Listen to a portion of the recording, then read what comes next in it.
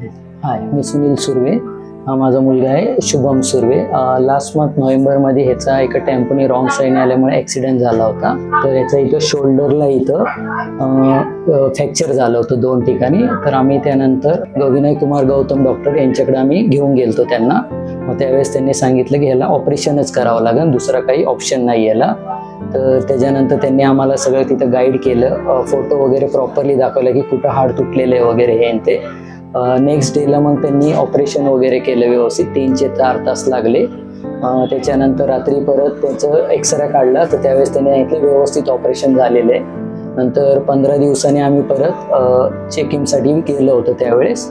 तर त्यांनी परत त्याला थोडेसे एक्सरसाइज वगैरे करायला सांगितलं. तर इव्हन ऑपरेशनच्या वेळेस पण डॉक्टरने आम्हाला खूप हेल्पफुली गाईड केलं होतं की कसं काय असणार आहे पुढचं, काय काय नाही हे ते.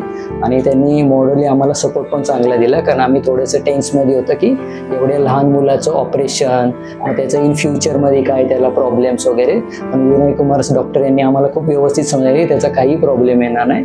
एक प्लेट टाकून तुमचं ऑपरेशन होऊन ती प्लेट हाड तुमचं जॉईंट करण्यात येईल.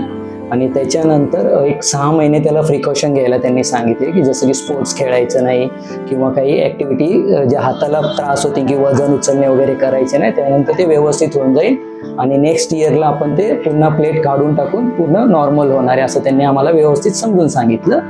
त्याच्यानंतर आम्ही 15 दिवसांनी परत चेकिंगला गेलो. त्यांनी एक्सरे काढून परत आम्हाला सांगितलं की आता व्यवस्थित झालेले. आणि त्यांनी त्याला एक मायनर औषधं दिली ती कॅल्शियमची. आणि परत रुटीनमध्ये त्यांनी थोडेसे एक्सरसाइज त्याला घरीच करायला सांगितल्या होत्या.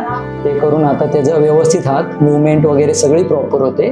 आता सरांकडे आज आम्ही परत व्हिजिटला आलतो 1.5 महिन्यानंतर.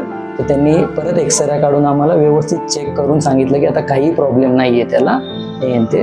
तर या बाबतीत मी एकच सांगेन, विनय कुमार गौतम सर यांनी आम्हाला खूप चांगल्या प्रमाणे एकतर मुलाची ट्रीटमेंट पण केली, ऑपरेशन पण केलं, प्लस त्यांनी आम्हाला व्यवस्थित जी काही स्थिती होती त्याचं प्रॉपर गाईड केलेलं हे ते. तर मी रेफर करीन कोणालाही कधी असा काही प्रॉब्लेम होत असेल तर त्यांनी विनय कुमार सर यांच्याकडे येऊन त्यांची ट्रीटमेंट घ्यावी. धन्यवाद.